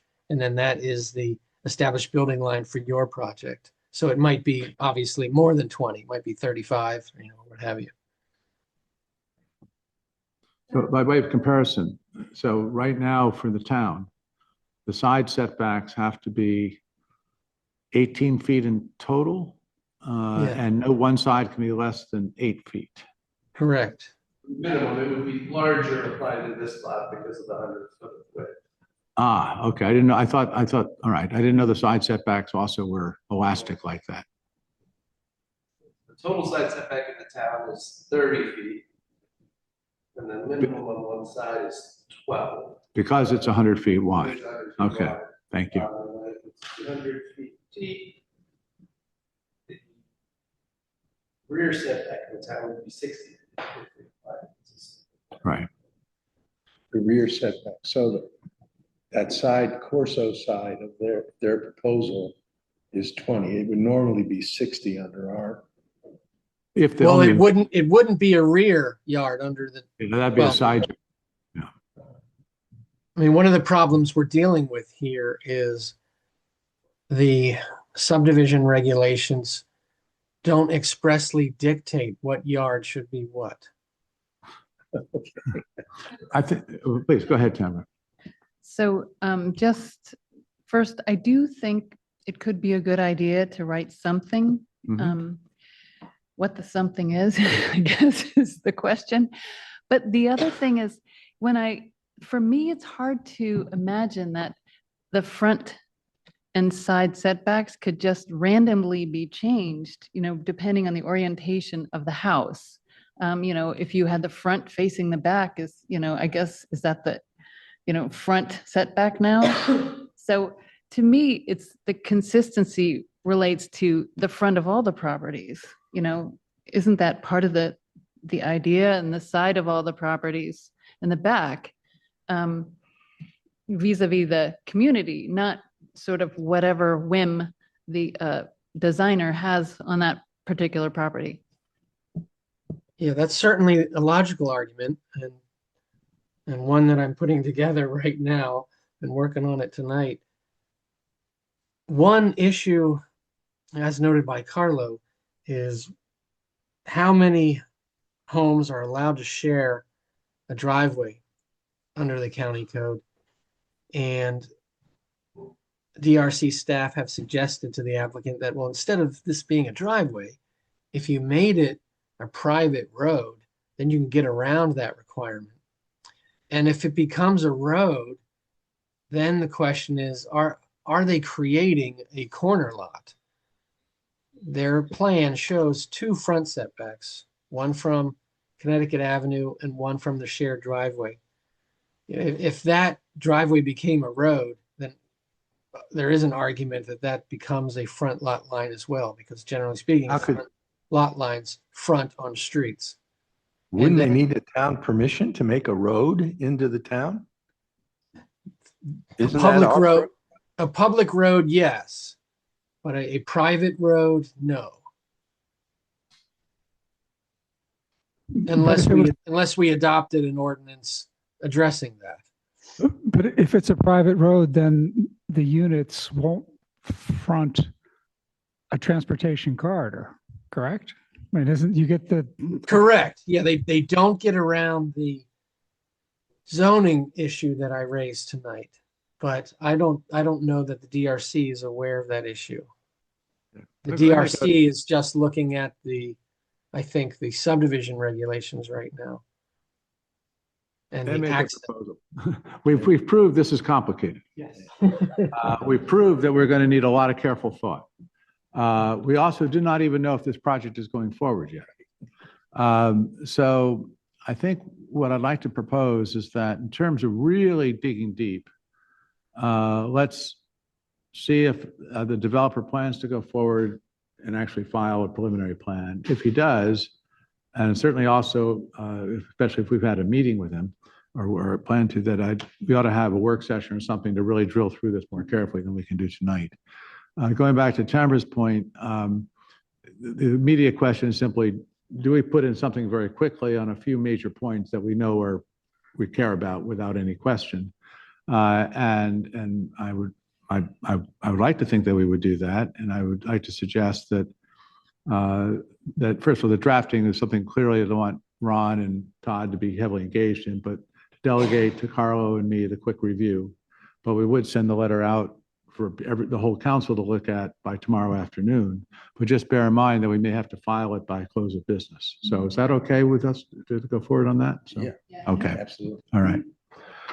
Okay, but yeah, this is going to be a really interesting topic. And I want to reiterate what you said, Rich, that we have been on record, we are on record of supporting this. And by the way, when I've spoken to the near neighbors, they also believe in it. No one's saying they don't want multifamily housing. They get it. They understand there's tremendous demand for it. Many wished that, a couple of the couples said, we wish there were more workforce housing units and not just so much at market. But they're willing to think hard about how you can accommodate a number of units on the site. They're not just sitting there saying, find a way to say no. So I thought that was a constructive comment by them. Okay. Maybe that's a way to put it. We want to find a way to say yes. Yeah, right. Which is essentially the way we approached it with Corso. Yeah.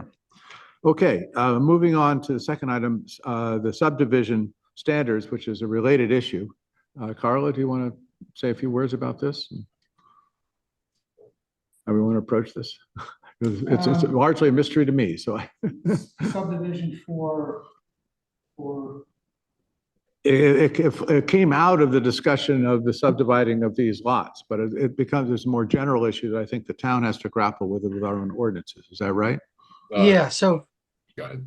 So under state law, there's a mandatory referral provision that provides when land is subdivided in the jurisdiction of a municipality, Park and Planning will send notice of that application to the jurisdiction, and the jurisdiction can, if it wants, hold its own public hearing and issue a recommendation to Park and Planning. The state law provides if you do so, you have to have criteria for your review and recommendation. So the town has adopted criteria for the review of subdivision applications. But to date, the law only allowed subdivision for single family purposes. But now that we have the workforce housing law in place, we're proposing to update the criteria just to give a nod to the workforce housing rules and say, we'll consider that criteria as well. Was that language you're drafting for us, for the council to consider? Yes, and it's in the package, I believe. Let me see. I'm not. It is not. No, it's not. It's not. Oh. No. It was just going to be a note, just a discussion. That's why you saw the blank expressions on all of our Yes. faces. I apologize. Well, yeah, it has been drafted, and I don't think we need very detailed edits. So Maybe it's something that you could send around to the council and we can all look at between sessions, and we could take it up at the next perfect. council meeting. Okay. Then the one other item, the hedge regulation, the potential change there. Did Carl. we- That one I can speak to. And did we already? I didn't hear us do the MMC cable request for financial support. I We haven't didn't- gotten that yet. Right. That's, Oh. we're good. I Oh. was inserting 3 items. Before that, between- gotcha. Okay. Okay. So Yeah. now we're on to the last of the additional items that we. Yeah, hedge regulation. So currently in our town code, there's a restriction for hedges bordering the walkways, public walkways of the hedge height is 3 feet. One of the residents in the town is proposing some landscaping within their property. And their property is depressed, not sad depressed, but at a lower elevation depressed from both of the walkways. So imposing that 3-foot height limitation goes well beyond, I think, the intention of the regulation, which is to allow, sort of sight lines.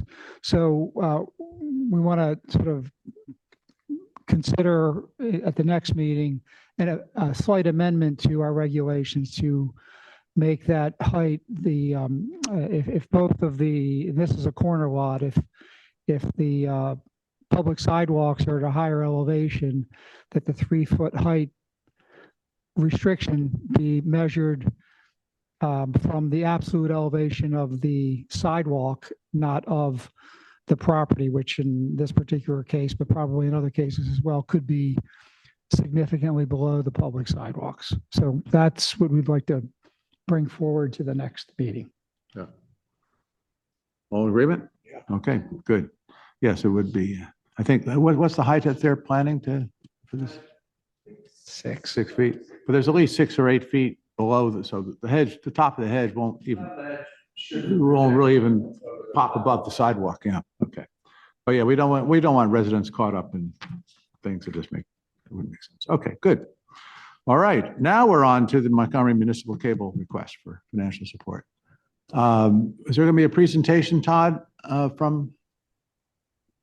There won't be a presentation per se, but all the materials are in your packet, and Melissa Amold is on the line to answer any questions, or if you wish to make a brief presentation about the request. I think it'd be good, Melissa, if you could also, if you'd be kind enough, if you are able to show your face. It's nice to see the people who are speaking to the council. I was looking in front of me. Or do you want to go up to our podium and speak? They're the ones that. Just been working in the background. And I joined in case I needed to share any documents, because when I talked to some other municipalities, they had questions and it was easy to kind of show those. But basically, we put out the request to the 16 member municipalities that we support, including the town of Chevy Chase, because we're having an issue since everyone's cutting the cord. Our revenues have been declining for about a decade now. And it's to the point where we have to find a solution. We're looking at long-term solutions, future legislation, putting like a tax on streaming services. But right now we're fully funded through cable, through franchise agreements with Comcast, Verizon, and RCN.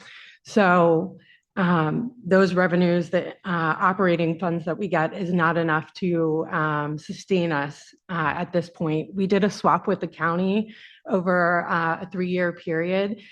We gave them capital and they returned operating to us. But that was a 3-year deal and that is done now.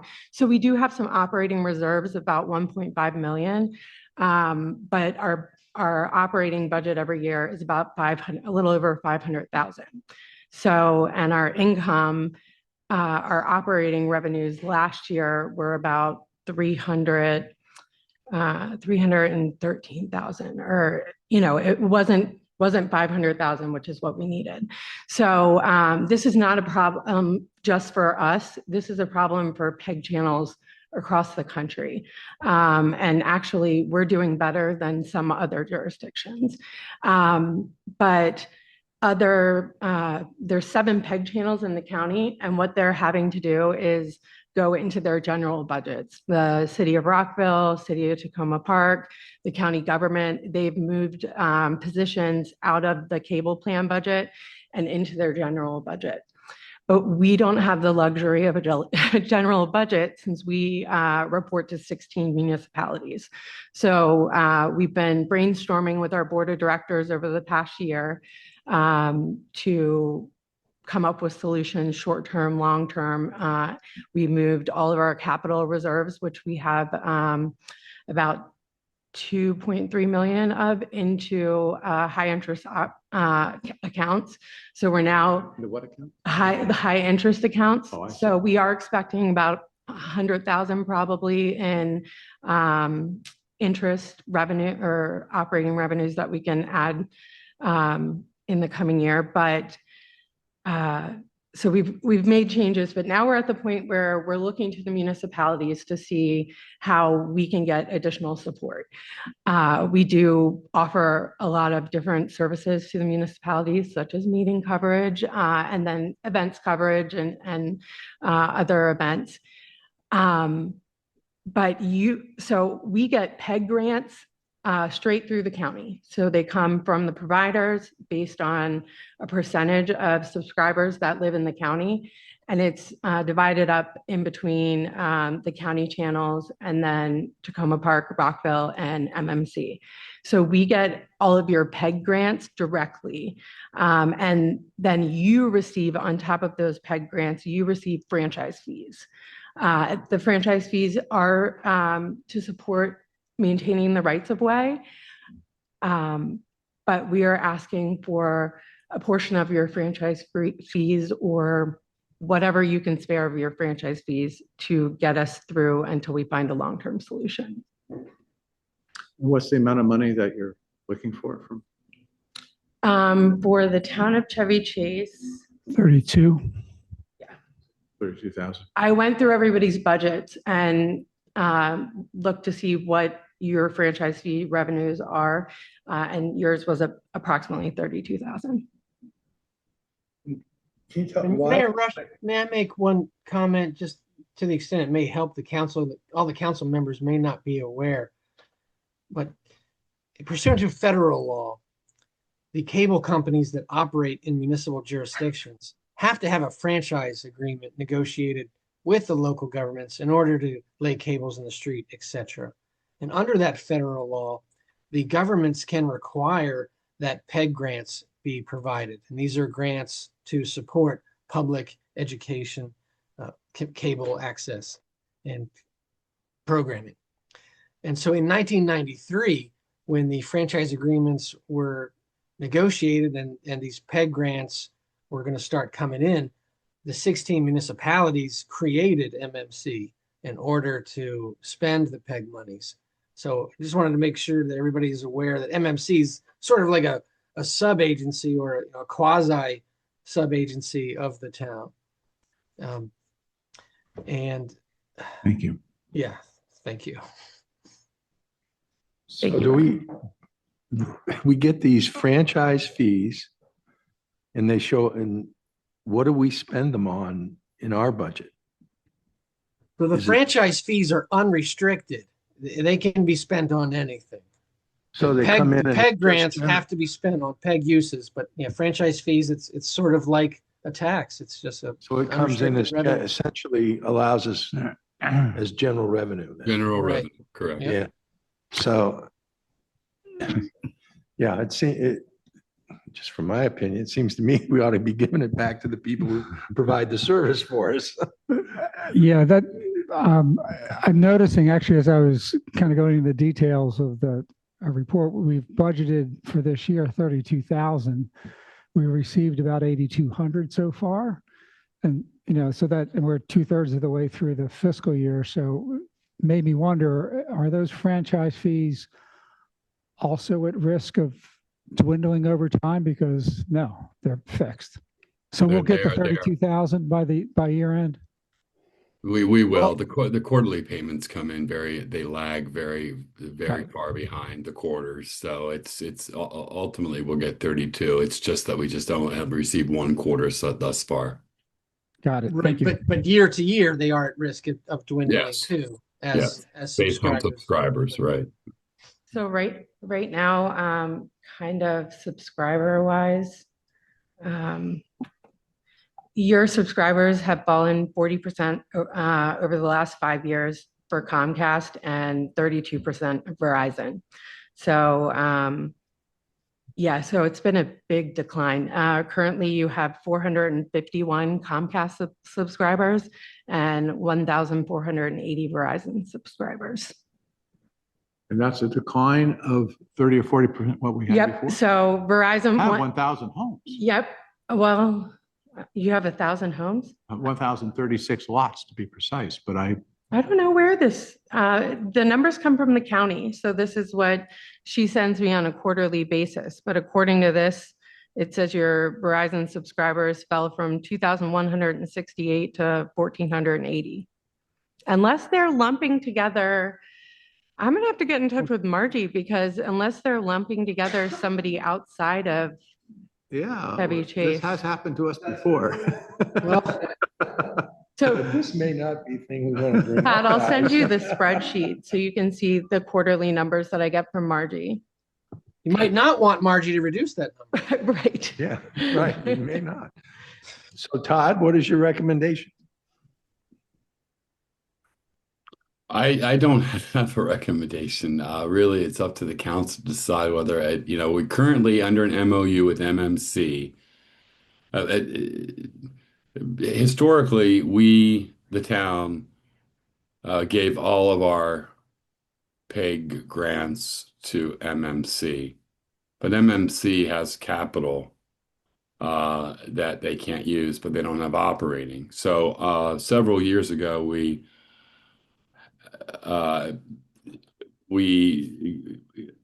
negotiated a memorandum of understanding with MMC so that they could keep the operating portion of our pay grant and we would keep the capital portion. Well, we've made some improvements to the town hall in terms of video and audio to support MMC recording and supporting our meetings. But right now, our balance of PEG grants is close to $500,000, and we have nothing to do with it. I did go back as another issue for the council to consider, in addition to this discrete request of providing our franchise fees to MMC, whether it be on an annual basis or in a limited amount of time, is the fact that we have, of the approximately $450,000 we have in PEG monies in reserve that we don't have anything to do with. About half of that is operating related. So it's about $230,000 we have that is attributable to operating that we, if the council wishes to consider providing that to MMC, could also do that as well, in addition to or in lieu of franchise fees.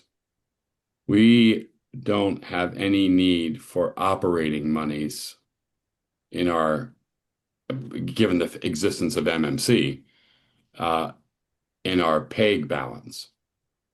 So an option for the council to consider is to provide MMC with the accumulated operating PEG monies we've received before the MOU was effectuated. You're saying right now that money just sits on our balance sheet as unrestricted reserves, or is it restricted? Restricted. So we can't spend it, we have to spend it on something related to communications anyway. Institutional networks or cable related operations are Oh, counted. okay. So we could drain that reserve basically to provide the subsidy that is being asked for here. And then basically that's enough for 8 or 9 years or something, right? Yeah, I would say that would be enough for 8 years. Yeah. And by the way, this is just a discussion tonight Yes. also. We're not taking any vote, but it's something we have to reflect on for our discussion of at our budget work session coming up on March 25th. No, of course, the council would have to consider as well. I mean, there are always these outlier considerations. If MMC ultimately goes away, then we'd have to find our own ability to stand up and record our meetings and cover our meetings. Right. That's what I was going to get to. The major value, frankly, for us is exactly what Melissa's group does for us now, which is allow all of our hybrid meetings and facilitate them and record it. So that's a very major service. Provide the channel for people to see the meetings. Right. Rich, Otherwise, we'd be inundated with members here in person if it wasn't for. So Rich, my suggestion and my recommendation would be to consider that providing MMC with the balance we have in our pay grant of operating so that that'll sustain for 8 years, and then we can consider franchise fees at a later time. That makes sense. We can't touch the money anyway, so. as far as- You should have a Right. recommendation. You did have a recommendation. That's right. That's right. Melissa, one other question I have for you in terms of looking for ways, given, and I think you're absolutely right, our franchise fees could fall further, obviously. Has there been discussion of merging any of these cable services within Montgomery County and I've actually been talking to Montgomery Community Media about it because they just took Montgomery County Public Schools and Montgomery College, the education channels, under their umbrella. So I am talking to her and we are considering what the future may look like and if there is an opportunity in the future to have a partnership. Yeah, I can see how you'd look for any way you could to share costs and find savings. Absolutely. And obviously if they're all under the same stress of reduced revenue, you've got to figure out how you can consolidate. Right, they're trying to figure it out too. And then we're also, I had a meeting with Shayna and Cherry Chase Village, and she mentioned that there was the legislative action request that you can put in for the Maryland Municipal League.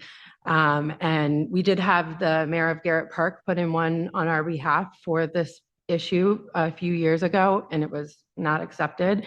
But she said, in order to get a request like that accepted, you have to have several municipalities support the same request. So she recommended that we draft one and send it around to everyone and encourage you to submit it so that they will possibly consider it in the future.